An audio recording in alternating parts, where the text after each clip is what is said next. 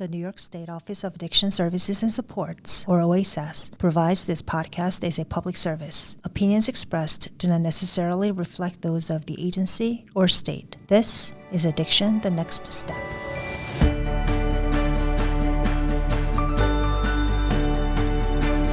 Hey everybody, Jerry Gretzinger, your host for Addiction the Next Step. And today we are on the road. We are actually out in Syracuse because we are profiling some of the amazing work that's done with the opioid settlement funds. You know, you hear us talk a lot about the dollars that came into New York State that are awarded to states all across the nation, and the money is being put to work. We're happy to say in New York, we were the fastest of the 50 states to get that money out into the roads, into the streets, and the communities to be put to use. And this is some of the work we're doing to share the stories that have come out of those investments. So right now, I said we're in Syracuse. We're with Mariah Senecal-Riley. She's the Director of Substance Use Initiatives with Onondaga County Health Department. Thank you so much for sitting down with us, Mariah. Thank you so much for having me. And so yeah, one of the things that you guys have done with some of these funds, and we love this, it's an opportunity to bring services and supplies directly to people where they are using a mobile service. So Van, tell us about that. Yeah, so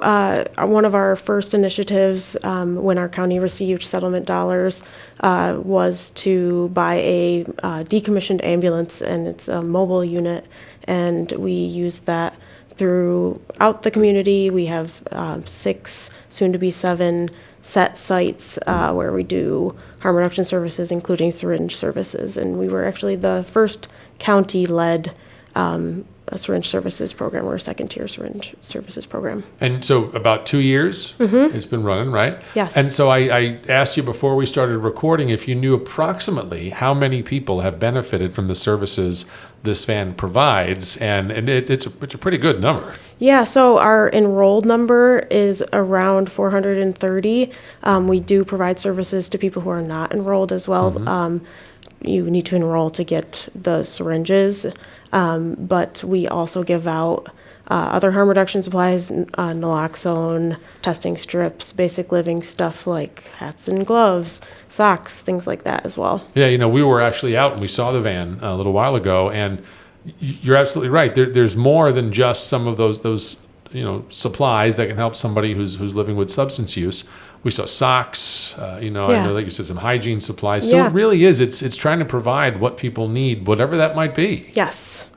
So you talk about over 400 people over the past 2 years. And when you say enrolled, right? So what does somebody do if they want to enroll, and like what's the benefit of enrolling versus not enrolling, that kind of thing? Yeah, so the only difference between being enrolled and not enrolled is it's anonymous all across the board. But if somebody's enrolled, they will they'll get a code related to their name, and they can receive sterile syringes from us, and they can come back. And the card also identifies that they're enrolled as a participant with the syringe services if they're ever have a situation where they might have syringes identified by like law enforcement. Understood. Gotcha.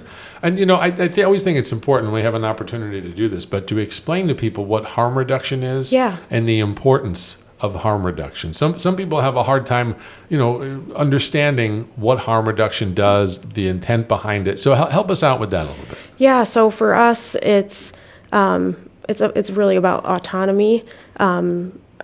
Not everybody is at a place where they are going to pursue treatment.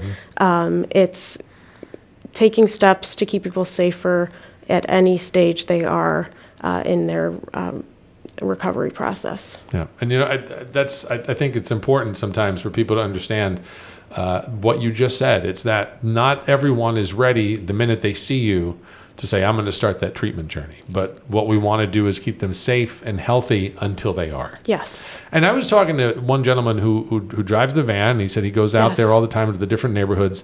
And he said what's nice is that this gives them a place to go in their neighborhood when they're ready to make that step. They've already got a relationship with the person who's in there helping them out. And when they're ready to say, I want to take a few more steps towards treatment, they can do that easily. The accessibility is so much better. Yeah, absolutely. Like, they do connect with our staff On the van, we also have a designated peer specialist with a van at every location, and that's somebody who is certified as a peer specialist, and it's somebody who has lived experience. And so that individual can kind of walk beside the person as they navigate whatever steps they're trying to take to improve their situation. So the van goes out, and it's obviously got the supplies, but then we've got a peer who can speak to somebody who's walked the walk. Yes, right. Yes, absolutely. And our staff, we're very lucky in the program. Almost all of us have lived experience of some sort, so you don't have to be a peer to experience that within our programming. And I really think it makes all the difference. Yeah, a big push, obviously, is to try to eliminate the hurdles that people have to getting harm reduction supplies or treatment. And certainly, people in certain communities, may not be of any type of means to get themselves to a physical location, but having it come to their neighborhood changes the game. Yeah, absolutely. And we actually also will mail certain supplies like naloxone test strips. We have a by request mailing service. We recently also just started doing delivery. So if somebody maybe is homebound or is not able to get to a location on the day that we're there, we can also deliver to them as well. Oh, that's great. That's certainly helpful to a lot of people. Yeah. So I want to ask you this question too before we get to wrapping up. But lots of challenges and struggles facing folks who provide services like these days with funding and talk about funding cuts and that sort of thing.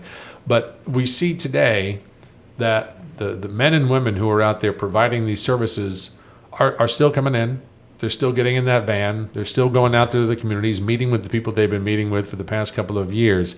And I just feel like, to me, I think to myself, these people are driven. There's a reason they want to do this, because it means something. They see the difference that they're making. Speak to their resolve, the folks you work with out there, meeting people where they're at.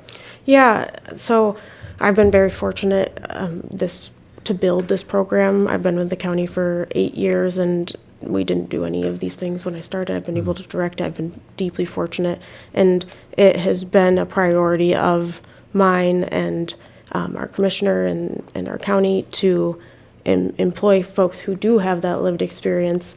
And I really think, I find it a little bit uncommon when people who are really committed to this don't have a connection, but our folks, it's not about money. It's about assisting somebody in the way that they may have been assisted at some point during their journey. Yeah, which I think also speaks to the role of the peer, right? Because yes. These people are here because they've been there, they've done that, and they want to help other people along their journey. Yeah. Yeah. This is a great combination of so many different things. The accessibility, to be able to talk to somebody who understands where they've been, get the services, the supplies, as we said, socks and hygiene supplies. What a great use, I think, maybe I'm biased, but of these opioid settlement funds to get out there and really change people's lives. Yeah, the settlement funds as a whole has been transformative for our program. Obviously, we did begin our mobile harm reduction efforts within the community. We actually just recently employed a nurse practitioner who has a specialty in substance use work and with the unhoused population. So our initial idea for that was wound care, but she also does a number of other acute care, physical health things, some mental health treatment as well, and that also was funded through settlement dollars. We're very happy to hear money going to use the way it is. So Mariah, thank you so much for the work you do and for sitting down with us today to talk about it on the podcast. Thank you so much for having me. And listen, if you are looking for any information on how to get supplies or services, you can always go to our website. That's oasas.ny.gov. You can also call the Hope line. It's 8778-HOPE-NY. I'm your host for Addiction the Next Step, Jerry Gretzinger. Until we see you next time, be well.